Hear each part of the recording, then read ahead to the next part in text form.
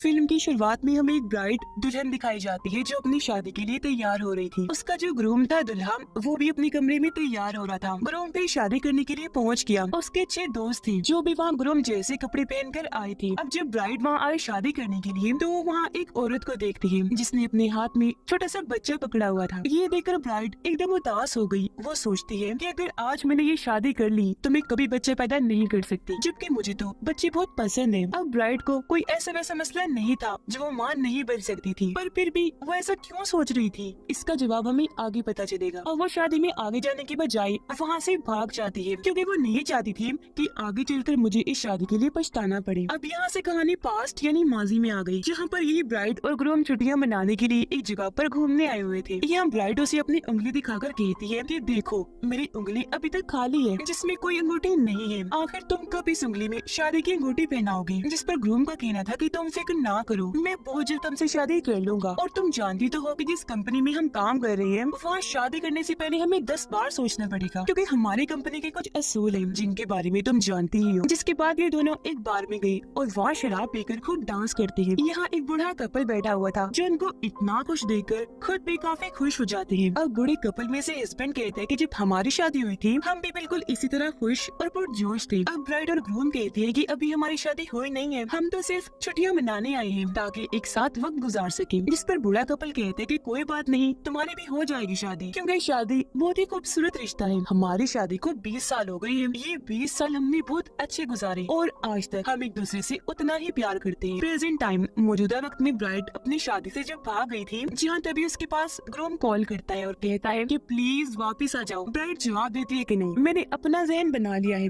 कि अब मुझे शादी नहीं करनी और मैंने प्लान भी बना लिया है यहाँ से निकलने का। ग्रूम कहता है कि तुम अच्छे से जानती हो कि कंपनी वाले तुम्हें इतनी आसानी से जाने नहीं देंगे, वो तुम्हें नुकसान भी पहुंचा सकते हैं। मुझे तुम्हारी फिक्र हो रही है। ब्राइड गुस्से से जवाब देती है कि तुम्हें मेरी फिक्र करने की कोई जरूरत नहीं है। ओके, मैं अपना ख्याल खुद रखना जानती हूँ। इतना कहकर उसने फोन काट दिया और वो अपने डैड के घर आ जाती है जो जंगल के बीचों बीच था। यहाँ उसके डैड रहा नहीं करते थे बल्कि अक्सर छुट्टियाँ मनाने यहाँ आया करते थे। अब ब्राइड अंदर जाकर सभी खिड़कियाँ दरवाजे अच्छे से बंद कर लेती है और अपने डैड की तस्वीर देखकर उन्हें याद करने लगी और रो रो कर कहती है कि डैड आप सही कहा करते थे कि मुझे इस लाइन पर चलना ही नहीं चाहिए क्योंकि ये बहुत गलत है। मुझसे बहुत बड़ी गलती हो गई आपकी बात ना मानकर, जिसका मुझे आज बहुत पछतावा हो रहा है। असल में ब्राइड ग्रूम और इनके जितने भी दोस्त थे ये सारे एक खुफिया कंपनी के लिए काम करते थे, जो कंपनी गैंगस्टर्स खतरनाक लोगों की थी जिस वजह से सभी लोगों को मारा करती थी, वो भी बेरहमी से सिर्फ पैसों की लालच में। अब ब्राइड और ग्रूम ने बाद में शादी करने का फैसला किया। अब कंपनी के असूल के मुताबिक ये लोग शादी तो कर सकते हैं लेकिन इन्हें फिर भी इस कंपनी के लिए ही काम करना पड़ेगा। बस ये शादी कर सकते हैं, इससे ज्यादा और कुछ नहीं। अगर कोई शादी कर भी ले तो बच्चा पैदा नहीं कर सकता, लेकिन अगर किसी का बच्चा हो गया तो ये असूल के खिलाफ हो जाएगा और कंपनी की असूल तोड़ने पर सजा मिलेगी। इसलिए ब्राइड इस शादी से भाग गई ताकि वो इन सबसे निकल सके। असल में ये खतरनाक दुनिया थी ही ऐसी जिससे वह मुश्किल कोई बाहर निकल सकता था। इसी वजह से तो ग्रूम उसे वापस बुला रहा था, पर वो ठान चुकी थी कि मैं कभी वापस नहीं जाऊंगी चाहे कुछ भी हो जाए। फिर अपना मूड ठीक करने के लिए वो गाना लगाती है और शराब पीकर डांस करने लगी क्योंकि अब वो अपनी आजाद जिंदगी गुजारना चाहती थी। अब ग्रूम को शक हुआ कि ब्राइड अपने डैड के उसे घर में गई होगी, इसलिए उसने अपने दोस्तों को भी वहाँ भेज दिया जो बाहर आ गए थे ताकि वो उसके ब्राइड को ला सके। अब ये 6 के 6 दोस्त गाड़ी से उतरे और वहाँ ब्राइड की गाड़ी खड़ी देखकर उन्हें कंफर्म हो गया कि वो यही आई है। अब ग्रूम का सबसे करीबी दोस्त जो उनका बेस्ट मैन था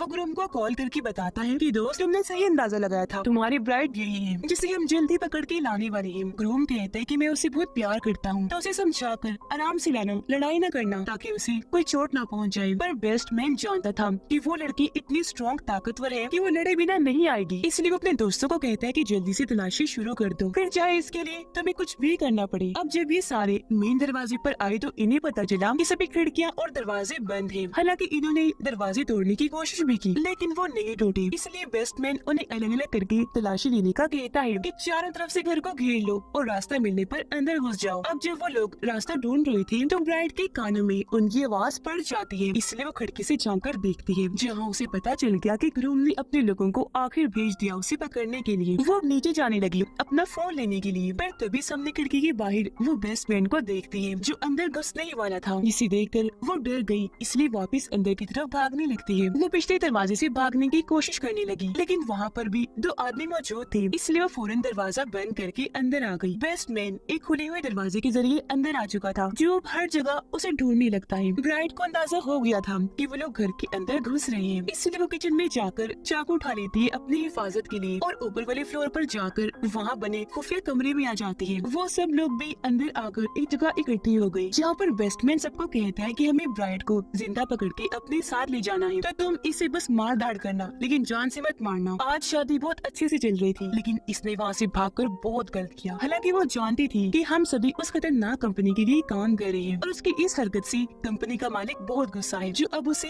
कभी जिंदा नहीं छोड़ेगा, क्योंकि वो जानता है कि ब्राइट कंपनी और हम सब के बारे में बहुत अच्छे से जानती है और अगर इसने पुलिस को जाकर बता दिया तो हम सभी पकड़े जा सकते हैं। अब यहाँ से हमें फिर पास्ट की कहानी दिखाई जाती है, जहाँ पर ब्राइट और ग्रूम को वो बूढ़ा कपल दोबारा मिले थे, जो ब्राइट और ग्रूम को ऑफर करते हैं कि तुम भी हमारी कश्ती में आ जाओ, बहुत मजा आएगा क्योंकि हम वहाँ बहुत एंजॉय करेंगे। तब ब्राइट और ग्रूम ने उनकी ऑफर मान ली थी और वो इन्हें अपनी कश्ती में भी ले आए थे। प्रेजेंट टाइम में ब्राइट अपने खुफिया कमरे में चाकू लिए बैठी थी। काफी देर के बाद वो हल्की सी खिड़की खोलकर बाहर देखती है। जब उसे अंदाजा हुआ कि रास्ता खाली है और आसपास कोई नहीं, तो वो बाहर आकर यहाँ से भागी, फिर अपनी बाइक स्टार्ट करके वहाँ से भागने लगती है। लेकिन तभी अचानक उसके सामने बेस्टमैन का दोस्त आ जाता है और क्योंकि अभी बाइक की स्पीड हल्की थी तो वो उसे धक्का मार देता है, जिससे वो नीचे जाके गिरती है और उसे थोड़ी बहुत चोट भी आ गई। लेकिन फिर भी वो उठी, जहाँ वो आदमी कहते कि तुम यहाँ से नहीं भाग सकती, जो कहकर वो धीरे धीरे आगे बढ़ने लगा। ब्राइट उसे चाकू दिखाकर धमकाने लगी कि अगर तुम मेरे पास आई तो मैं तुम्हें जान से मार डालूंगी। ब्राइट उस पर हमला करके उसे लड़ने लगी। उसने ब्राइट का गला पकड़ लिया, लेकिन यहाँ वो चालाकी करती है। वो अपने टांगों से उसकी गर्दन जकड़ लेती है और फिर दीवार का सहारा लेकर चाकू से उसकी गर्दन काट देती है। उसका बहुत सारा खून बह गया, जिससे मौके पर ही उसकी मौत हो जाती है। अब जब वो बाइक लेकर फिर से यहाँ से भागने लगी तो अब यहाँ दूसरा आदमी आ जाता है उसे पकड़ने के लिए, इसलिए वो भागकर वापस घर के अंदर आ गई। लेकिन तभी उसे यहाँ दो लोग घेर लेते हैं, जिनमें एक का कद लंबा था और एक था बोना, जिसका कद काफी छोटा था। अब लंबा आदमी उसे मारकर नीचे गिरा देता है और फिर उसे बहुत पीटने लगता है, लेकिन वो हार नहीं मानती। इस तरह उसे चकमा देकर वो उठी और शावल बेलचे से उस पर वार करके इतना मारती है कि उसकी जान ही ले लेती है। अब ये देखकर बोना आदमी काफी गुस्से में आ गया, कहता है कि मैं तुम्हें नहीं छोड़ूंगा। वो चैनसो उठाता है जो ब्लेड वाला हथियार था और उसकी रस्सी खींचकर उसे चलाने की कोशिश करता है, लेकिन वो स्टार्ट ही नहीं हो रहा था। ये देखकर ब्राइट उठी और उसे जोरदार टांग मारती है, जिससे वो काफी दूर जाके गिरता है और मौके पर ही वो बेहोश हो गया। अब जब ब्राइट वहाँ से भागने लगी तो बेस्टमैन उसे देख लेता है। वो उसे देखकर हंसने लगा, इसलिए वो अपनी जान बचाकर वहाँ से फिर वापस अंदर ही भाग जाती है। वो अब ऊपर वाले कमरे में आ गई, जहाँ आकर उसने खुद को लॉक कर लिया था और हाथ में वो गोल्ड स्टिक लेकर बैठ जाती है हिफाजत के तौर पर। बेस्टमैन अपने बचे हुए साथियों को कहता है कि ब्राइट ऊपर छुपी हुई है और अब मैं उसे पकड़ने जाऊंगा, तुम लोग नहीं, क्योंकि हमारे पहले ही दो साथियों को उसने मार दिया है। अब पास्ट में हमने देखा कि जब ब्राइट और ग्रूम बूढ़े कपल की कश्ती में आई थी तो वहाँ सच में काफी एंजॉय करते हैं। यहाँ बूढ़ा कपल फिर से कहते हैं कि हमने अपने 20 साल बहुत अच्छे गुजारे, जो कहकर उनमें से हस्बैंड कहानी सुनाने लगा, पर हम किसी डॉल्फिन की तरह है पानी में, जहाँ पर शार्क्स भी हैं, जो हालांकि डॉल्फिन को एक ही बार से मार दी, पर डॉल्फिन भी इतनी होशियार तो है कि वो शार्क की बार को जाया करती। अब ये सुनकर ब्राइट और ग्रूम समझ जाते हैं कि ये हमारे बारे में ही बात कर रही है और इन्हें पता चल गया है कि हम कौन हैं और यहाँ किस मकसद के लिए आए हैं। अब बूढ़ा आदमी एक दराज खोलता है जिसके अंदर गन पड़ी हुई थी, जिसे वो चुपचाप प्लेट से छुपा देता है, क्योंकि वो जानता था कि खतरनाक लोग हैं, तो अब यहाँ खतरा भी हो सकता है। लेकिन जब ब्राइट वहाँ आई तो वो गन को देख लेती है। प्रेजेंट में ये सारे एक साथ ब्राइट को पकड़ने ऊपर जाते हैं, क्योंकि अब इन्होंने प्लान बनाया था कि हम बारी बारी अंदर जाकर उसका सामना करेंगे। वो सबका मुकाबला नहीं कर पाएगी, थक जाएगी, जख्मी हो जाएगी और ऐसे हम आसानी से उसे पकड़ लेंगे। इसलिए अब उनमें से पहला लड़का अंदर जाता है, जिसे पीछे से आकर ब्राइट पकड़ लेती है, लेकिन वो खुद को छुड़वाकर ब्राइट को मारने लगा। पर वो भी कम नहीं थी, आखिर उसे भी उसी कंपनी से लड़ने की अच्छी ट्रेनिंग मिली थी, जिनमें से अपनी महारतों का वो यहाँ इस्तेमाल करती है। उस आदमी ने जब ब्राइट को पकड़ा हुआ था तो वो किताबों वाले शेल्फ पर अपनी टांगे रखकर खून चाहती है और उसके पीछे आकर काफी पीटने लगी, जिसके बाद वो उसका गला दबाकर उसे जान से मार डालती है। अब तब यहाँ एक और आदमी आ गया, जिसके पेट पर चढ़कर ब्राइट उसे मारने लगती है, पर उसे नीचे उतारकर वो ब्राइट को मारने लगा। फिर उसका गला पकड़ लेता है और काफी मारने के बाद कहता है कि तुम मुझे नहीं हरा सकती, जो कहकर वो अपना चाकू निकालकर ब्राइट की तरफ करता है, लेकिन यहाँ ब्राइट चालाकी से उसे चाकू छीन लेती है और उसके टांगों में घुसा देती है, जिसे दर्द की वजह से वो तड़पने लगा। अब वो पहले ही बहुत तकलीफ में था, जहाँ अब ब्राइट उसका आखिर गला ही काट कर उसकी जान ले लेती है। फिर वो इस चाकू को अपने पास ही रख के वहाँ से बाहर आई और अपनी गाड़ी की तरफ भागती है। जब ब्राइट गाड़ी के पास आई तो उसे एहसास हुआ कि मेरे पास तो चाबी ही नहीं है, जिसके बाद वो दोनों ब्राइट के पास आई और बेस्टमैन उसे चाबी दिखाकर कहते कि देखो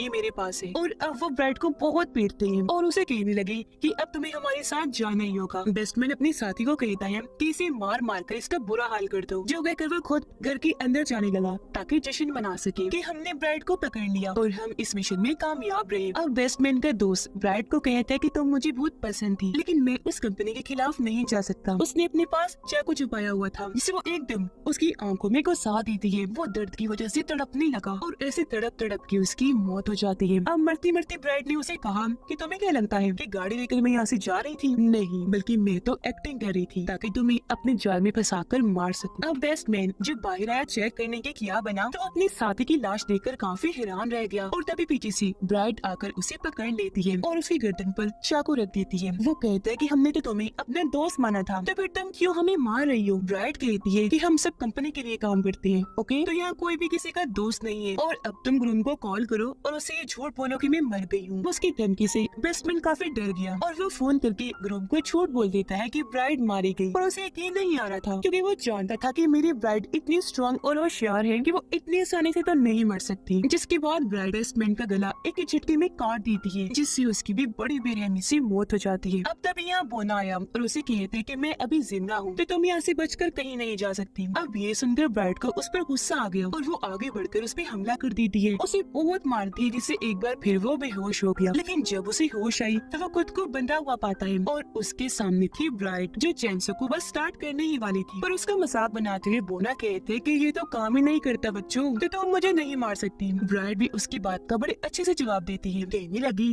कि वो दरअसल चैंसो में गैस खत्म हो गई थी, लेकिन अब मैंने इसमें गैस भर ली है। ये कहते वो चैंसो को स्टार्ट करने लगी और आखिरकार वो स्टार्ट हो भी जाता है जिससे वो काफी डर गया और ब्राइड से जान की भीख मांगने लगता है कि प्लीज मुझे छोड़ दो, लेकिन वो उसकी एक नहीं सुनती और चैंसो से उस पर हमला कर देती है। उसे ऊपर से नीचे काट कर 2 टुकड़े कर देती है जिससे यहाँ बोने की भी इतनी भयानक मौत हो जाती है। अब हम पास्ट का सीन देखते हैं। असल में जब ब्राइड और ग्रूम कपल से मिले थे, जब वो छुट्टियां मनाने आए थे, तो वो दरअसल एक मिशन पर थे। असल में बूढ़ा कपल भी पहले उस गैंगस्टर्स की कंपनी के ही मेंबर्स थे, लेकिन बाद में उन्हें वहाँ पर प्यार हो गया, जिसके बाद उन्होंने कंपनी को छोड़ दिया क्योंकि अब वो मजीद गलत काम नहीं करना चाहती थी। जिसके बाद से कंपनी उन्हें ढूंढ रही थी जान से मारने के लिए। कंपनी ने ब्राइड और ग्रूम को ही भेजा था ताकि ये उन्हें जान से मारते। वो अपने घर निकाल कर ब्राइड और ग्रूम पर तान देता है, लेकिन तभी उसने देखा कि गोलियों वाली मैगजीन तो गायब है, जिस पर ब्राइड बताती है कि वो मैगजीन मैंने पहले ही निकाली थी क्योंकि मुझे पता था कि ये वक्त आने ही वाला है और गन भी मैंने देख ली थी। बूढ़ा आदमी उदास होते हुए कहते हैं कि मैं भी जानता था कि आखिर में हमारा यही अंजाम होगा, तो लो मार लो